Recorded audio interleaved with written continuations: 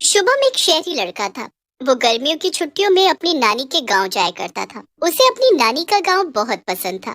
वो गांव जाने की तैयारी करने लगता है। खूब सारे कपड़े ले जाता हूँ, सारी छुट्टियाँ वहीं रह कर आऊंगा।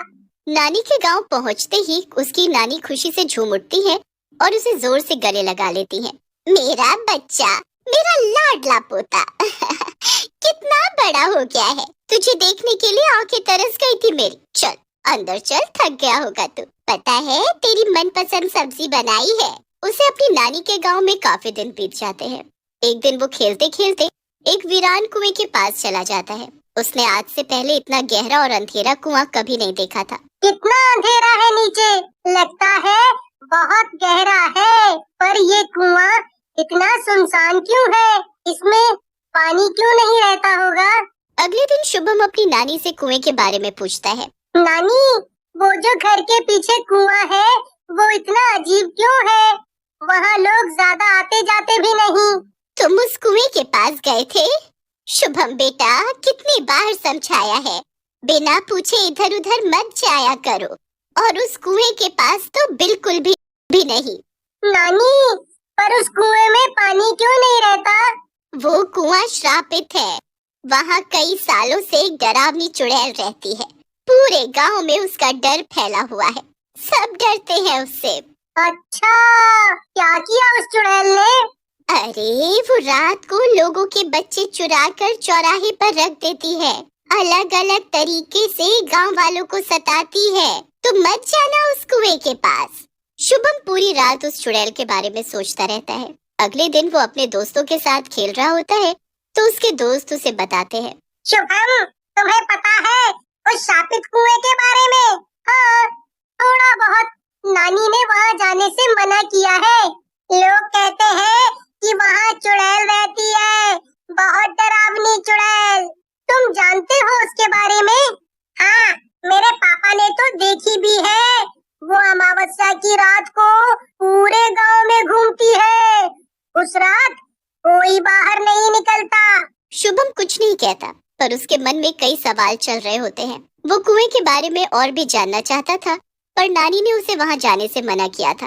रात को जब नानी और बाकी लोग सो जाते हैं, तो शुभम चुपके से घर से बाहर निकल जाता है और कुएं के पास चला जाता है।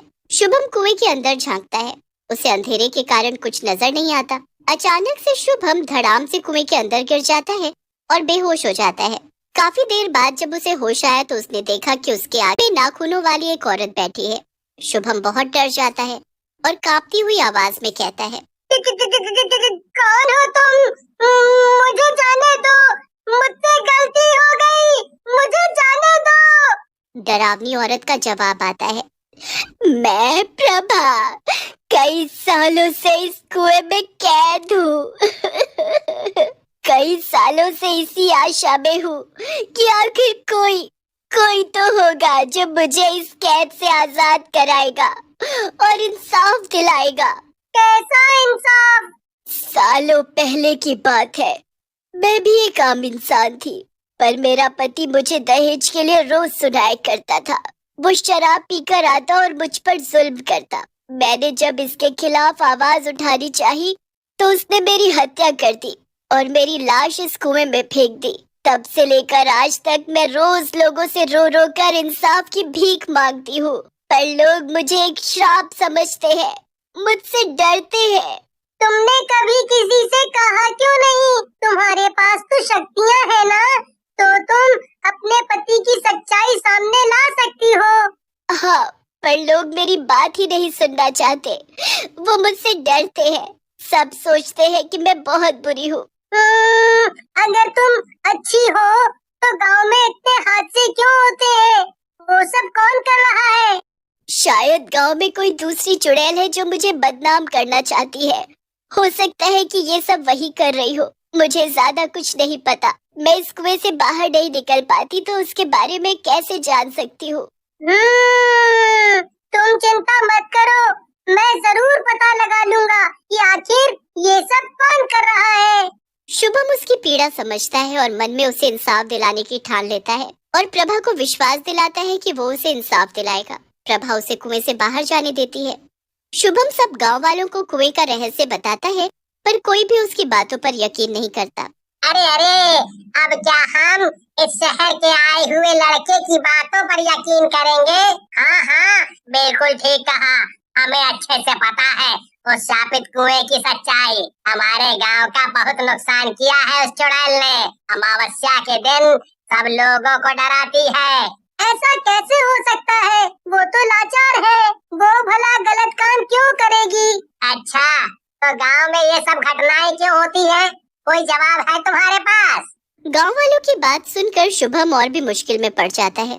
वो सोचता है जब प्रभा अच्छी चुड़ैल है तो आखिर गांव में नुकसान कौन करवाता है, कौन डराता है? ये दूसरी चुड़ैल आखिर है कौन? शुभम अमावस्या की रात को जब सब सो जाते हैं तो वो सच का पता लगाने निकल पड़ता है। उसकी नजर अचानक सड़क पर चलते हुए एक सफेद कपड़े पहने चुड़ैल पर पड़ती है। शुभम बहुत डर जाता है पर वो हिम्मत नहीं हारता। शुभम उस चुड़ैल के पीछे पीछे जाता है तो वो देखता है कि वो चुड़ैल प्रभा के पति के घर जा रही है। चुड़ैल के घर में घुसते ही शुभम खिड़की के बाहर से देखता है, अंदर से किसी आदमी की आवाज आती है। आज तो गांव वालों का डर डर के बुरा हाल हो जाएगा। गांव के बीच में ये लाल रंग छिड़क के आया हूँ। लोग सोचेंगे कि ये खून है और वो फिर से प्रभा की आत्मा को बुरा भला कहेंगे। और पूजा पाठ करके उसकी शक्तियों को और भी कम कर देंगे। अच्छा, आज तक गांव में जो भी डरावने हादसे होते थे वो सब ये प्रभा का पति करता है। इसको तो अब मजा चखाना पड़ेगा। शुभम अगली अमावस्या को फिर से प्रभा के पति का पीछा करता है और रात को गांव वालों को शोर कर करके उठा लेता है। इतने में प्रभा का पति सुरेश पेड़ के पीछे छुप जाता है। सब गांव वाले शुभम की आवाज सुनकर बाहर आ जाते हैं। अरे ओ शुभम, क्या है? तुम आज अमावस्या की रात को बाहर क्या कर रहे हो? ये पूरे गांव में शोर क्यों मचा रखा है? अरे वो चुड़ैल यहीं कहीं होगी। हाँ हाँ, मिलना चाहेंगे अपनी चुड़ैल से। शुभम पेड़ के पीछे से सुरेश का हाथ खींचकर लाता है। सभी गांव वाले ये देखकर हैरान हो जाते हैं। ये है चुड़ैल। अच्छा, ये सब इस सुरेश का किया धरा है। अरे तू इतने सालों से हमें धोखा देता आया है। अरे इसे तो गांव के चौराहे में फांसी दे देनी चाहिए। हमारी नाक के नीचे इतने गंदे काम कर रहा था। मुझे माफ कर दीजिए, मुझे जाने दीजिए, मुझे जाने दीजिए। अरे तेरी गलतियों की कोई माफी नहीं। तूने कितने बेकसूर बच्चों के जीवन के साथ खिलवाड़ किया है।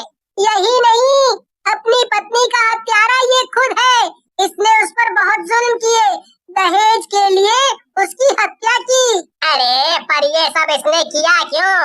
इसी से पूछ लीजिए, अपने मुंह से खुद ही बताएगा। सारे गांव वाले सुरेश को कड़ी से कड़ी सजा देने का फैसला कर लेते हैं और शुभम को धन्यवाद देते हैं। शुभम सरपंच के सामने सबको संबोधित करता है। तो देखा आप सबने कैसे हमारे ही सामने दोषी खुलेआम घूमते हैं और हम उन्हें पहचानने में गलती कर बैठते हैं। दहेज बहुत बड़ा पाप है। इसका समर्थन करने वाले बिल्कुल भी क्षमा के लायक नहीं। और उसकी प्रशंसा करते हैं। नानी जोर से शुभम को गले लगा लेती है। मुझे तुझ पर गर्व है मेरे बच्चे। मेरा बच्चा।